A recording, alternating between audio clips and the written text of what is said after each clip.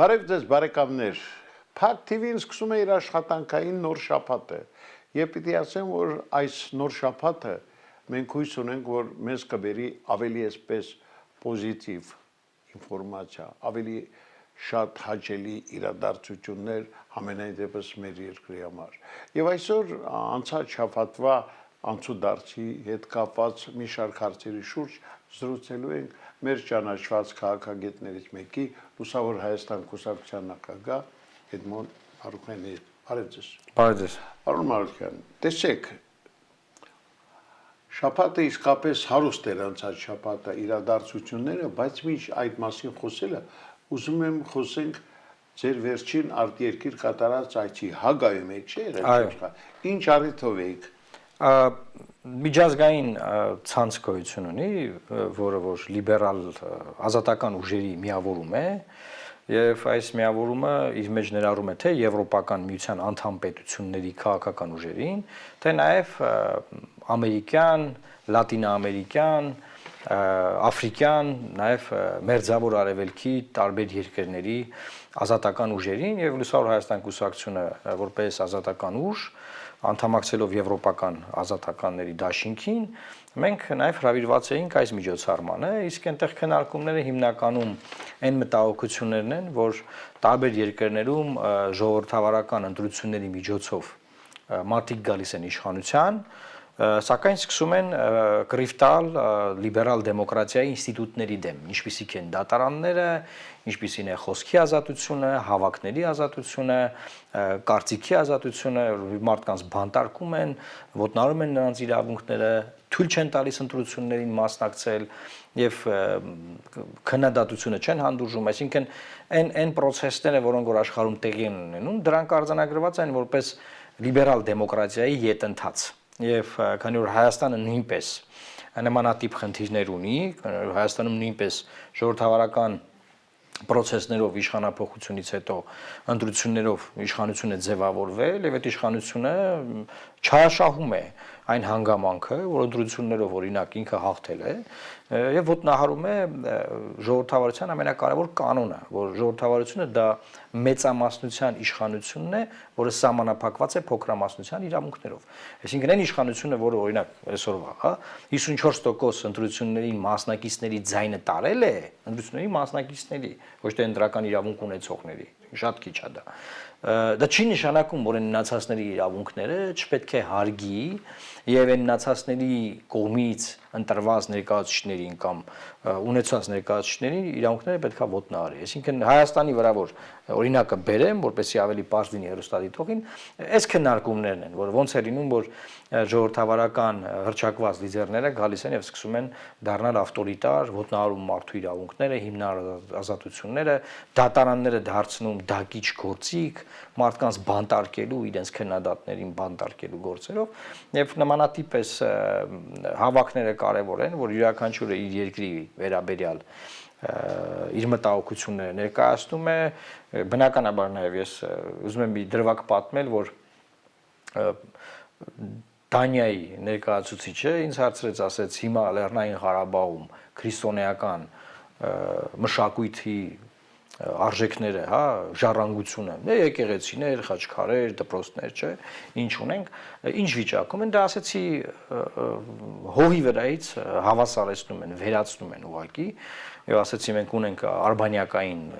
լուսանկարները, որ եկեղեցին կա, այն մյուս դրվագում չկա, դպրոցը կա, այն մյուս դրվագում չկա, հողին են հավասարեցվում, նաեւ ներկայացրեցի Լեռնային Ղարաբաղի ժողովրդի իրավունքների խնդիրը, նրանց էթնիկ զտված լինելու, Ադրբեջանում բռնությունների են ինչ-որ տեղի ունեցել եւ նաեւ հայ բանտարկյալները, ովքեր որ հենց հիմա ադրբեջանական բանտերում են եւ այդ կեղծ շոու հիշեցնող դատավարություններով անցնում են, հա, այդ խոշտանգումների դա մի ամբողջ ընթացք է մեր հայրենակիցների համար։ Այս իմաստով կարծում եմ բավականին կարևոր էր, որովհետեւ ադրբեջանական ռոպագանդան շատ ուժեղ է, չպետք է թերագնահատել, եւ նրանք իրենց մոտեցումներն են ներկայացնում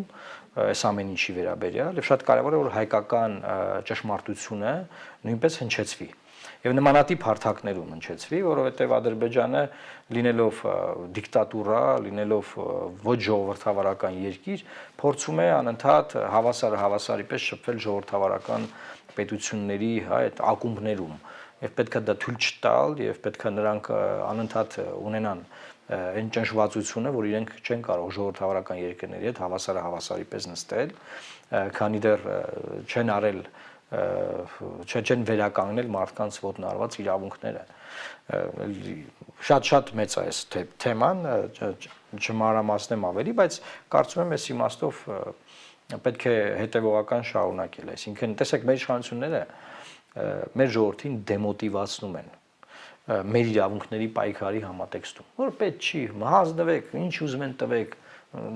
դուք կործանված եք, այսինքն մոտավորապես այդ քարոզչությունը դրա մասին է, այսինքն ավարտված վիճակ։ Իսկ Ադրբեջանը իր ժողովրդին, Ադրբեջանի առաջնորդները իրեն ժողովրդին մոտիվացնում են զավթողականության ավելին ստանալու, ուրիշին է խլելու, ուրիշին է ձևախեղելու, փոխելու, իրենց է ներկայացնելու, նոր գիտություն ստեղծելու ռոպագանդայի իմաստով։ Հիմա օրինակ Իլհամ Ալիևը հո պարապ չէր գնաց, ասենք, գիտությունների իրենց ակադեմիայի 80-ամյակին ելույթ ունեցավ ցարական ինչ-որ քարտեզների մասին, որտեղ որ Սևանը չկա եւ գյոյչա է։ Եվ հանձնարարեց գիտնականներին, որ գիտնականները աշխատանք տանեն, որպեսզի հիմնավորեն, որ չի լինելու Սևան, լինելու է գյոյչա։ Հիմա Հայաստանում տեսեք երկրի ղեկավարը մեկնաբանում է, փորձում է հիմնավորել, որ Ալիևը վատ բան չի ասում։ Ասում են ներքին լսարանի համար այդ ապուշությունը շարունակում։ Իսկ ներքին լսարանը ովքեր են։ Ժողովուրդ, որը պատերազմում է, ժողովուրդ, որը գնում է բանակ, որ գա հայ սպանի։ Այսինքն ներքին լսարանի համար է շատ վատ է, որ ներքին լսարանի համար է։ Եթե այդ կարծիքին են, շատ վատ է։ Իսկ մենք մեր ներքին լսարանին ինչ ենք ասում։ Մեր իշխանությունները մեր ներքին լսարանին ինչ է ասում։ Ասում Ալիևին հումանիզացնում է, որը պատերազմի հանցավոր է։ Ավելին, քաղ ներկայացուցիչները այդ քաղ կազմակերպների հանդիպումից վերադարձան, երբ որ այս պատվիրակները այո Ադրբեջանից բան։ Մի այնպեսի ոգևորությամբ Ադրբեջանի ժողովուրդը ամենախաղաղասերն է, նրանք պատերազմ չեն ուզում, Ալիևը չի էլ մտածում այդ մասին, նրանց պետք չի պատերազմը, նրանք խաղաղություն են ուզում։ Ես չեմ հասկանում, սա դիտավորյալ է։ Տեսեք, խաղաղություն են ուզում այն դեպքում, որ Հայաստանը լինի արևմտյան Ադրբեջան։ Հիմա եթե Հայաստանի ժողովուրդը համաձայն է ինքը դառնա արևմտյան ադրբեջանցի, հա, որևէ պատերազմ չի լինելու, ինչ խնդիր կա։ Եթե դուք ինչ որ ունեք, պատրաստ եք զիջել, ձեր պատմությունը պատրաստ եք ընդունել, որ կեղծում են, պատրաստ եք ձեր հազարամյա ժառանգությունը, սրբությունները թույլ տալ, որ պղծեն, հա, որ ինչի համար պետք է լինի պատերազմ։ Այնա ինչ ուզում են, տալիս եք։ Ասենք անգամ նորմալ ձևակերպված չկա, թե ինչի Արարատ լեռը պետք է հեռացվի հայկական պետական փաստաթղթերի կամ չգիտեմ զինանշանի վրայից, դուք process-ը սկսե արդեն հանում եք։ Ինչի մասին է խոսքը, ինչ պատերազմ։ Արգելված բան է դառել։ Հա, գիտեք, այստեղ շատ կարևոր հանգամանք կա, որ այդ պատերազմի այդ ահը, այդ բանը, որ ասենք պատերազմը ընդհանրապես պետք է հասկանալ, ինչի է եղել պատերազմ։ Ոնց է եղել, որ պատերազմ է եղել։ Այսինքն նրանք, ովքեր մեր գլխին բերել են պատերազմ, մեզ ամեն օր քարոզում են խաղաղություն։ Այդպես չի լինում։ Դա չի ստալ, այսինքն դա իրար հետ չի համընկնում, էլի։ Ինչ վերաբերում է քաղաքասարակության փորձագետներին, որ նրանք գնացել են, գիտեք, մի եթերում էլ են բացատրել։ Վերջին հաշվով ինչ մենք նկատի ունենք, երբ որ ասում ենք փորձագետներ։ Որևէ ոլորտի փորձագետ լինելու համար տվյալ անձնավորությունը պետք է ունենա տվյալ ոլորտի փորձ, փորձառություն եւ գիտելիքներ։ Եթե մենք դիտարկենք, որ հիմա ամեն մեկին հրավիրում են եթեր, նրա անվան տակ է տիտրում գրում են փորձագետ, պետք է հասկանան այդ մարդը ոնց է փորձագետ, էլի։ Այդ փորձը որտեղից է ձեռք բերել, այդ գիտելիքները որտեղից է ձեռք բերել, ինչա քարոզում այդ մարդը, երբևէ որտեղ է աշխատել, իր աշխատավարձը ով է այս պահին տալիս, իր տունը ով է այս պահին պահում, որ հասկանանք նրա ասածը որտեղից է գալիս, նա այդ ինչ է մեզ ասում, նա ինչ է մեզ սովորացնում, թե չէ հիմա, այսինքն ամեն մարդը որ մեզ գա մի բան քարոզի, մենք հալածյուղի պես պետք է ընդունենք, չպետք է նայենք դրանք այս մարդը որտեղից է գալի, ինչ է ուզում ասի մեզ։ Հիմա ես շփումներին դեմ չեմ, Հայաստան-Ադրբեջան շփումներ միշտ է եղել, եւ լրագրողների միջև, մշակութային գործիչների միջև, ինչ որ պայերի սրում է եղել, դադարել է, բայց միշտ էլ Թիֆլիսում բանում հանդիպումներ եղել է։ Բաքվում էլ ա եղել ՀԱԿ-ի շրջանակներում, տարբեր Եվրոնեստի, չգիտեմ, տարբեր կոնֆերանսների բանի, ՆԱՏՕ-ի վեաժողովի Այս իմաստով մենք սա նորություն չէ, սա մեծ ներկայացնել որ վայ, մի հատ անհնարին բան էր, բայց Ադրբեջանը այդ եթեր օրինակ տեսեք իրենք գնացին անգլերեն լեզվով հարցազրույց կա այնտեղ, որ շատ ուրախ նստած խոսում են, ասում այս ինչ լավ է բան, որ ամեն ինչ ավարտված, ամեն ինչ նորմալ, Ադրբեջանը դա շատ արդյունավետ օգտագործում է միջազգային հանրությանը ներկայացնում, որ նայեք որ մեր մոտ էթնիկ հայերի նկատմամբ, էթնոսի նկատմամբ ֆոբիա չկա, մենք հայատյացություն չենք քարոզե մեր դպրոցներում, մեր մանկապարտեզներում, մեր բանակում, մեր պետությունում չկա նման, նայեք ինչ ոսկի մարդիկ են նստած իրար հետ շատ հանգիստ զրուցում են։ Իսկ ինչի համար է դա պետք Ադրբեջանին, որպեսզի իր վրայից մաքրի իր ցեղասպան քաղաքականության Լեռնային Ղարաբաղի 150,000 ժողովրդի էթնիկ զտման մեղքը։ Այսինքն դուրս է գալիս, որ ոչ մի ադրբեջանցի advocat, ոչ մի բրիտանացի, ոչ մի, չգիտեմ, որևէ աշխարհի ամենալավ advocate-ը, փաստաբանը չի կարող այս վերքերը, այս մեղքը նրանց վրայից մաքրել, բայց մենք տեսնում ենք, որ ասենք մենք հայերս, հայկական պետությունը իրանց օգնում է, որ հայկական պետության խնդրը հայկական պետության նկատմամբ, հայկական հայ ժողովրդի նկատմամբ արված հանցագործությունը մաքրվի։ Մենք օգնում ենք, որ մեր բանը ցեղասպանը ներկայանա որպես մաքուր մարդ եւ բարեկամ, ասենք, չէ՞, Թրամփը նաեւ ասում է բարեկամն է ձեր, բան դուք արդեն բարեկամներ եք, աղբերներ եք արդեն։ Գնացեք իրար հետ ապրեք։ Էս է եւ հաջորդ քայլը լինելու է բնականաբար այն, որ դե քանի որ մենք էթնիկ խնդիր մենք ցույց տվեցինք, որ չունենք Ադրբեջանը։ Հետեւաբար դուք հայերը պետք է նույնպես ցույց տաք, որ դուք չունեք էթնիկ խնդիր։ Իսկ ոնց հայերը կարող են եւ պետք է ցույց տան որ էթնիկ խնդիր չունեն, թույլ տան, որ մի քանի 100,000 ադրբեջանցիները վերադառնան Հայաստանի Հանրապետություն։ Այն ինչ որ պահանջում է Ադրբեջանի նախագահը։ Այսինքն այո, պատերազմ չի լինելու։ Ձեր երկիրը, ձեր տները, ձեր ճանապարհները, ձեր գյուղերը, ձեր հողերը, ձեր ջրերը, ինչ որ ունեք, դա վերցնելու են խաղաղ ճանապարհով։ Եթե դուք որպես ազգ, այսինքն մենք խաղաղ, հանգիստ, հանդարտ, համերաշխ այս ամեն ինչը տանում ենք, որ հա դե սենց է պետք է լինի, դե հա դե ինչ անենք, դե հա դե սենց հանգիստ սենց բան ենք անում, էլի գնում ենք ինքնաոչնչացման։ Էս է իրավիճակը։ Այո, շատ ցավալի փաստեր եք բերում, պարոն Մարկյան։ Տեսեք, վերջերս տեղի ունեցավ, այդ շրջանը մի օր առաջ փաստորեն տեղի ունեցավ այդ հայտնի ժողովը եկեղեցականների, հա,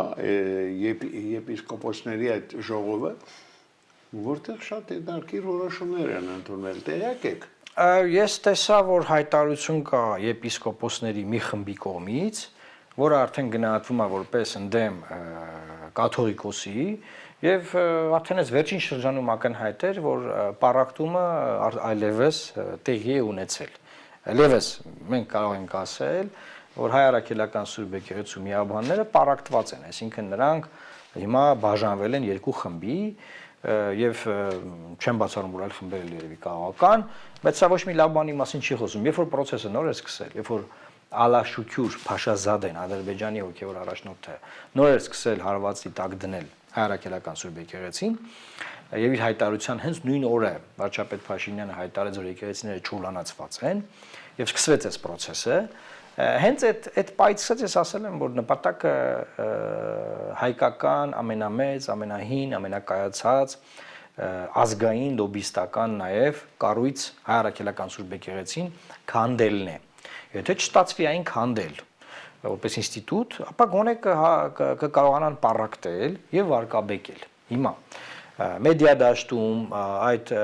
հատուկ տեսանկարահանումներով, ես իմ նյութերով չգիտեմ ինչերով, նրանք արդեն սկսել են վարկաբեկման process-ը եւ նաեւ մենք տեսնում ենք, որ արդեն կա նաեւ պառակտման արդյունքներ։ Եվ այստեղ սա ցավալի է, բայց փաստ է, որի հետ պետք է հաշվի նստել։ Տեսեք, մի հարց եմ ուզում ձեզ տալ անպայման, խոսքը գիտեք ժուչոկապետություն են հիմա ասում ստեղծում, տեղյակ եք, չէ՞, գաղտնալսումները։ Դե մենք գիտենք, որ բոլորս էլ գաղտնալսվում ենք, բոլորից վերաբերյալ էլ ինչ որ կոմպրոմատներ են հավաքվում, ումը երբ կդրվի սեղանի վրա, երբ շանտաժ կանեն դրանով, մենք չգիտենք, բայց որ դա արվում է, Մենք ամեն օր դրա ականատեսն ենք։ Էլ չկա դեպք, որ չասեն, որ բա այս ինչին գախտնա լսել ենք, սենց էլ ինչին գախ։ Այսինքն այստեղ քրեական գործ, դատարաններ, թույլտվություն, մարդու անձնական կյանք, մարդու անձնական նամակագրություն, բան գոյություն չունի։ Եվ այս իմաստով նաև երկրում նաև բանկային գաղտնիք, այսինքն այս իշխանության օրոք ժողովրդավարական բոլոր ազատությունները ոտնահարված եւ սահմանափակված են։ Եվ ոչ մի միջազգային կառույց դա ոնց որ թե չի ուզում նկատի կամ լավ չի ներկայացվում, չգիտեմ, ամեն դեպքում սա խնդրեմա, որի հետ մենք բախվում ենք։ Լավ, դուք արիթ եք ունենում ատիրքում, հանդիպել եք։ Մենք ներկայացնում ենք այդ ամենը։ Բայց տեղ չի ասնում ձեր ներկայացված։ Գիտեք, տեղ հասնում է, բայց հարցը հետեւյալն է։ Կա գեոքաղաքական շահեր։ Այդ գեոքաղաքական շահերի համատեքստում այսօրվա իշխանությունը տեղավորվել է եւ շատ հարցերի վերաբերյալ ես կարծում եմ, որ աչք է փակվում։ Որ օրը, որ այս իշխանությունը այդ գեոքաղաքական շահերը չի սպասարկի, այդ օրվանից սկսած իրանք ասեն, որ վայ, բայ դուք մարդու իրավունքները այստեղ ոտնահարել եք, վայ, այստեղ դուք ունեք քաղբանտարկյալ, ահա այստեղ sense պրոբլեմ կա եւ այլն եւ այլն։ Մենք դա տեսել ենք։ Սա նորություն չի, սա նաեւ այն ժամանակվա նախորդ իշխանությունների օրոք էլ ասենց եղել։ Եղել են նման իրավիճակներ, երբ որ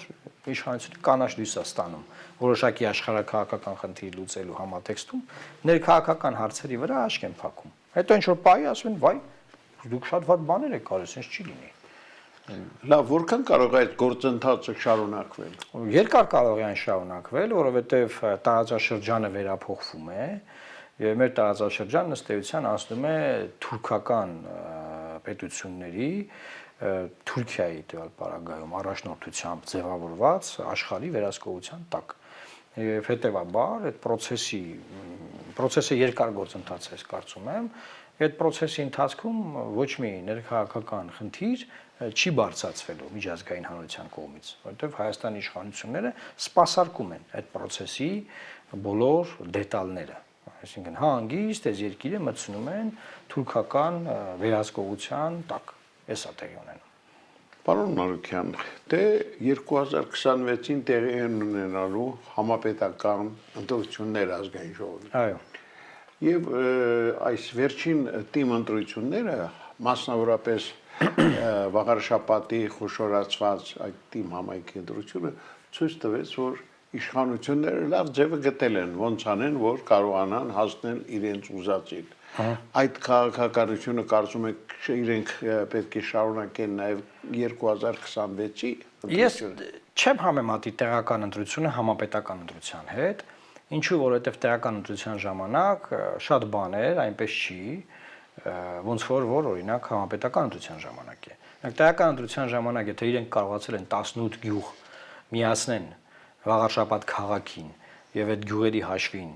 գյուղերում նախկին գյուղապետերին դնելով որպես ավականու տեխնացու ձայն հավաքել անձնական մակարդակում, հա, մեծամասնական ընտրակարգի տրամաբանությամբ։ Այդ նույն բանը համապետական ընտրությունների ժամանակ հնարավոր չի անել, որովհետև ամբողջ տարածքն է համարվում ընտրական տարածք, եւ համապետական ընտրություններն ավելի քաղաքական են։ Այնպես չի որ դու ասես, ես մեր թաղի լավ տղեն եմ, մեր թաղացիք թող ինձ ընտրեն։ Համապետական ընտրության ժամանակ քաղաքական խոսքը, քաղաքական ծրագիրը, մոտեցումը, առաքելությունը շատ կարևոր է, որ դրվի։ Այսպես է գործում տրամաբանությունը եւ ես տեսնում եմ, որ իշխանությունը Նիկոլ Փաշինյանի գլխավորությամբ չունի հնարավորություն 50% եւ ավելի ձայն տանելու։ Հետևաբար հակառակ ուղղությամբ, այսինքն ընդդիմադիր դաշտում հնարավոր է տանել այնքան ձայն, որ իշխանությունը փոխվի։ Հիմա ընդդիմադիր դաշտը գործի այնպես, որ շուրջ 20%, 25% ձայն չփոշիանա, տեսնենք, եթե այդպես գործի, ուրեմն մենք այստեղ կունենանք լավ վիճակ։ Եթե սխալները թույլ տա նորից այնպեսին, ինչպեսին որ ժամանակին եղել են, դասեր չքաղի, եւ փոշիանա շուրջ 20% ձայն, ապա այդ պարագայում Նիկոլ Փաշինյանի վերընտրվելու շանսերը կմեծանան։ Հա, բայց այսօր կա մի այնպիսի ուժ, որը կարող է համախմբել բոլորին, որ ձեր ասած սխալները թույլ չտան։ Տեսեք անգամ եթե մի ուժ չէ, բայց գոնե 2-3 ուժ իրեն շուրջ համախմբեն մնացած ուժերին, այսինքն ձայն չթողնեն փոշիանա, ցանկացած ձայն որևէ ձևով կապիտալիզացվի, դառնա մանդատ, այդ պարագայում Նիկոլ Փաշինյանը կպարտվի։ խոսքը մեկ ուժի մասին չի, էլի։ Հասկանալի է, Որ լավ մտածենք մեկ ուժ էլ կարող է լինել, բայց հիմա Բայց դուք տեսնում եք այդ ուժերին։ Ես տեսնում եմ այդ հնարավորությունը կա, ուղղակի պետք է սկսել այդ process-ները, ճուշացնել։ Ես տեսնում եմ, որ այդ հնարավորությունը կա։ Եվ տեսեք իշխանությունը խրախուսելու է, որ շատ ուժեր մասնակցեն։ Մասնակցեք ինչքան կարաք, որ ձայները փոշիացվի։ Այդ խրախուսանքը լինելու է եւ կա։ Բայց դա ձայն է փոշիացնել, էլի։ Բայց ես չի մտահոգում այն փաստը, որ իշխանությունները կարող են այդ դրսից եկած մարդկանց հաշվին իրենց ընտրողների թիվը ավելացնել։ Տեսեք, դրսից եկած մարդկանց հաշվին էլ հիմա Սփյուռքից կգան, որտեղից կգան, մեկը Հայաստանի Հանրապետությունում այդ Սփյուռքի ձայներով էլ ոնց էլ հաշվարկենք Նիկոլ Փաշինյանը չունի 50 գումարած ձայներ։ Հետևաբար հակառակ կողմում էլ եմ ասում, ավելի շատ ձայն կա, որ կարող են նրան փոխել։ Հիմա այդ հակառակ կողմում եղած ձայներով հնարավոր է այդ process-ը կյանքի կոչել։ Կապրենք կտեսնենք։ Կապրենք կտեսնենք։ Դե ես մի հարց եմ ուզում ձեզ տալ, դուք երկար ժամանակ աշխատել եք, համագործակցել եք Փաշինյանի հետ, ինչու է նա այսօր այդպիսի քաղաքականություն տանում, ոչ հայամետ, ես կասեի այսպես։ Գիտեք, ես չեմ կարող ասել, թե հենց, որտեղ ամեն մարդ իր արած գործի մեջ ինքը ինչ որ հավատամք ունի։ Իրենք ներկայացնում են, որ իրենք հավատում են, որ իրենք լավ բան են անում։ Մենք բոլորս տեսնում ենք, որ լավ բան չեն։ Չհասկացա, դրա լավը ո՞րն է։ Տեսեք, որտեղ միայն իշխանությունը պահելու համար ասել, որ ես օրինակ սա անում եմ, որպեսզի ես Mercedes-ով շրջեմ երկրում, կամ ես սա անում եմ, որ ես ունենամ թիկնապահներ կամ ապրեմ կառավարական առանձնատանը, դա մոտիվացիան, որպես այդպեսին դա մոտիվացիան ներկայացնել չի լինում։ Դա մարդ ներկայացնում որ կա առաքելություն, մենք ավելի ինքնիշխան ենք դառնալու, մենք եկել ենք ձեզ փրկենք, չկար պետություն, մենք այն ստեղծում ենք, հա, այսինքն ամեն արհավիկից հետո ասում պետությունը ստեղծվեց։ Այ հիմա արդեն դուք պետություն եք, մինչև այդ չունեիք։ Ամեն արհավիրք, որ մեզ հետ տեղի ունեցել վերջին 7-8 տարում, եկեք դրանից հետո ասեն մեր պետությունը ավելի հզորացել։ Հիմա այսինքն Հայաստանը կործանեն վերջացնեն, կարող ասել որ վերջապես մենք ավելի լավ ենք ապրում, ինչ են ասելու։ Հետաբար այդ որևէ իշխանություն ինքը իր սխալները չի ընդունում, նրանք հիմա հրաժարական տված նախկին իշխանությունների հարցազրույցները նայեք, որևէ սխալ չեն ընդունում։ Ժողովուրդը դուրս է եկել փողոց, իրանց մերժել, տուն ավարկել, ոչ մի սխալ չեն ընդունում։ Դուք ուզում եք գործող իշխանությունը որևէ սխալ ընդունի։ Չի լինում։ Դե ես ես պետք է ասեմ, որ նախկին իշխանությունները այսօր էլ շարունակում են մեզ համոզել, որ իրենք կարող ուժեր են եւ կարող են վերադառնալ։ Դա հնարավոր է, ես չգիտեմ, ժողովուրդը սրանց բացարձակ հնարավոր չի եւ նրանց ցանկացած գծած պլան ջուր է լցնում Նիկոլ Փաշինյանի ջրաղացին, ոչ ոչի բան։ Այսինքն փողոցներում մարդիկ խորոված են արել, ասենք Սերժ Սարգսյանի հրաժարականի օրը Սերժ Սարգսյանը մտածում ենք կարա վերադառնա, աբսուրդ է, անգամ ընտրական բարերը հաղթահարելու խնդիր ունեն, ուր որտեղ կարան վերադառնան։ Աբսուրդի շարից է։ Չի կարող լինել նման բան։ Իսկ դատախազության, դատաիրավական համակարգյան հայտարարությունները, որ նախկինները պետք է այսքան վերադարձնեն, այսքան հանձնեն, այդ տան, դա ռեալ է թե հերթական է, այդպես։ Գիտեք, 7.5 տարի է իշխանության են։ 7.5 տարի մենք սա լսում ենք։ Սա ռոպագանդայի մի մասն է, որ պետք է հետ տան, պետք է խլենք, պետք է անենք, պետք է անենք, բայց մենք տեսնում ենք, որ այդ նախկին թալանչի գողավազակները այսօր աղբերացել են գործող իշխանությունների հետ, ավելի լավ հնգերություն են անում իրար հետ, նույն փողերը եւ մի բան էլ ավել աշխատում են, որտեղ այսօր տնտեսությունն ավելի լավ վիճակում է, քան առաջ, այսինքն իրանց բիզնեսները ավելի ծաղկուն են այս պահին եւ ոչ մեկ, ոչ մի բանի համար պատասխանատվություն չի կրել։ Նայեք, Միքայել Սրբազանը, Շիրակի թեմի առաջնորդը, բանտում է, նախկին ոչ մի հանցագործի վերաբերյալ դատավճիռ չկա։ Միքայել Սրբազանի վերաբերյալ դատավճիռ կա։ 7.5 տարի է երկիրը թալանած, դեռ ասում են բանակը թալանեցին, ասացին, մի հատ դատավճիռ չկա։ Բայց այս խուժանության համարով պետք է պատասխան տա։ Նույնը ասենք, Սամվել Կարապետյանի վերաբերյալ դատավճիռ չկա, բայց տեսեք, նստած են բանտերում մարդիկ, ովքեր բացարձակ էս երկրի անցած տարիների խնդիրների, արհավիրքների հետ կապ չունեն, չէ։ Իսկ ովքեր ունեն, վայելում են իրենց կյանքը, վայելում են բառիս բուն իմաստով, վայելում են իրենց կյանքը։ Դեպաբար ես համարում եմ, որ նրանք